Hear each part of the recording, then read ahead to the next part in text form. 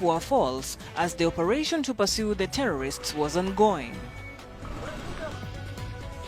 وأنا وناكسنا قيارتها هودا عن كوسا حبنا يو إيد الكيمبا ملول بوا الدكتان وحنا دلنا وقت قاعدين وعناضو لما أنتين موقالك اللي جري عيد والبو موقالك اللي جري سبحان الله سبحانه وتعالى عن كجبر يناين وإلهي أموره دوس علو إلهينا أولاد دو بركية أنت أولاد دون كان إلهي أولاد باري هاسيو أنت جردون كان إلهي مستقبل وناكسن يجور وناكسن هاسيو قف والبو لك تكو قبت إلهي سبحانه وتعالى وعن كجبر ينا غفور الرحيم كا إن دم بجود دم بجوالد كود بإلهي ولافو إلهي سبحانه وتعالى نسد فرج قرقبه إلهي إنه وقفر حاسدك وعلينا الحاسد لا يفلح ومن شر حاسد إذا حسد وعكودا بين بإذن الله الكريم هو قصاره معايا لي حاسدك ما لها فائده وإلهي سبحانه وتعالى مجعل حاسدك إسكده حاسد ماذا هو قصاره كله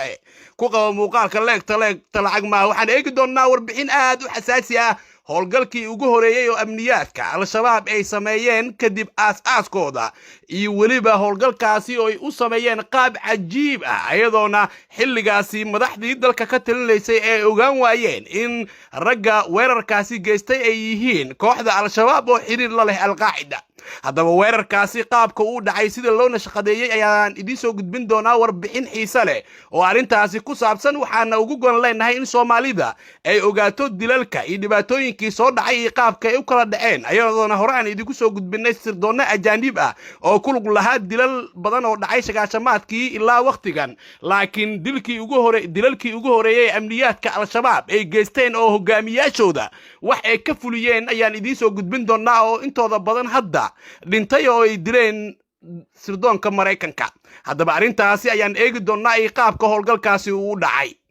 dagaalyahanada al-shabaab ayaa waxaa hogaamiye u ahaa oo muddo hogaaminayay Sheekh Mukhtaar Cabdiraxmaan Abu Zubeer oo loo yaqaan ama magaciisa saxda ah la yiraahdo Axmed Cabdi aw Maxamuud Godane kana soo jeeda Somaliland howlgalkii ugu horeeyay waxay ka sameeyeen deegaanada Somaliland waxaana howlgalkaasi ka qayb qaatay shakhsiyaad uu kamid ahaa Abu Zubeer Aadan Ceerow Ibrahim Afgaan iyo waliba laba shakhsi kale waxayna Somaliland ay ka geysteen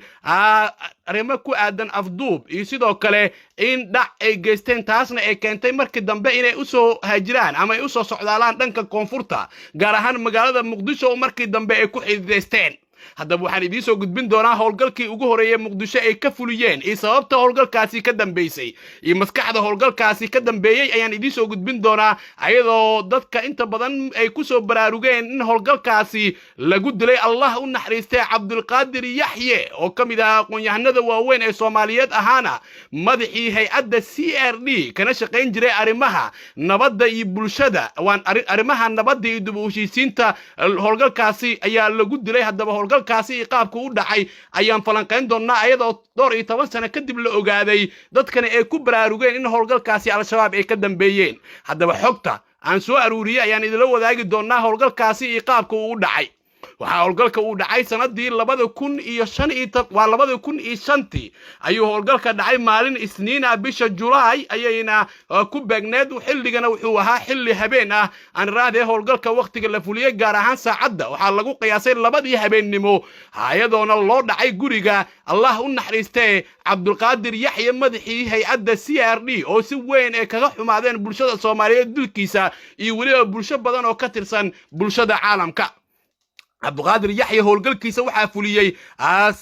xubno ka tirsan amniyaadka al-shabaab oo waqtigaasi agaheeda la asaasay waxaana al-shabaab Soomaaliya ama ururkan al-qaacida hoostaga Soomaaliya ay yimaadeen ama ay Soomaaliya ay soo galeen sanadii 2004 howlgalkii ugu horeeyay Muqdisho ay ka fuliyeenna waxa kamid ah midka ay ku dileen Allah u naxariistay Cabdulqaadir Yaxye oo gurigiisa loo dhacay ilaaladiisa oo dhanna la xirxiray haddaba qaabka ilaalada ay u suurta gashay in shabaab ay u xirxiraan raggaasi shabaab ka tirsanaa yaasa kamid ahaa kubii dilka geystay maxaase Cabdulqaadir Yaxye loo dilay arrimahaas ayaan eegaynaa Cabdulqaadir Yaxye Allah u naxariistay madaxii hay'adda cilmi baarista iyo wada tashiga CRD waxa dilkiisa ka dambeeyay saraakiil ka tirsan dagaalyahanada al-shabaab saraakiisha dilka geysatay waxa lagu qiyaasay ilaa 10 qof oo ka tirsanaa ururka al-shabaab waxaana macluumaadka aan helnay ay xaqiijinayaan in xubnaha dilka geystay oo weerarka qaaday ay kamid ahaayeen hogaamiyihii ururka al-shabaab Axmed Cabdi aw Maxamuud maxamuud godane macalim aadan xaashi ceerow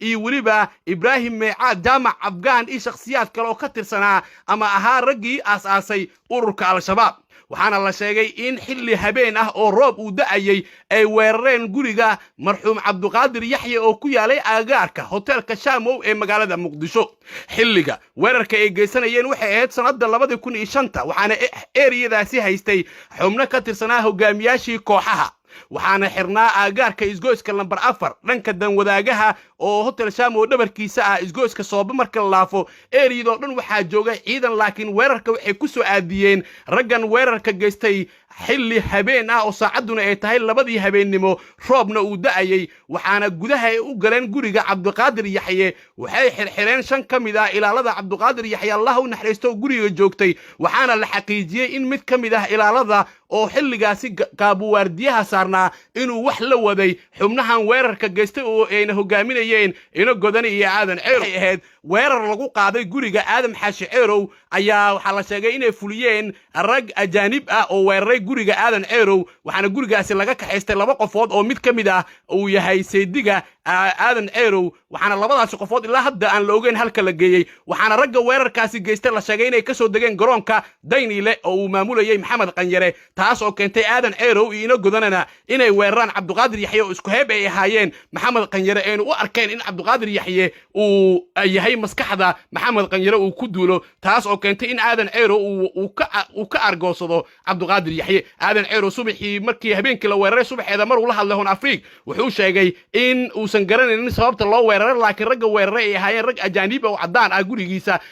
wuxuuna intaas uu sii raaciyay in uu isdifaaci doono reerna uu ka dhashay sida xilligaasi Hoon Afrika uu sheegay aadan ceerow muddo yar kadib cabduqaadir yaxye ayaa weerarkiisa u dhacay haddaba qaybta labaad la soco dilka cabduqaadir yaxye iyo weliba magacyada shakhsiyaadka kale ee ku lug lahaa dilka oo qaarkood hadda ay ka tirsan yihiin dowladda Soomaaliya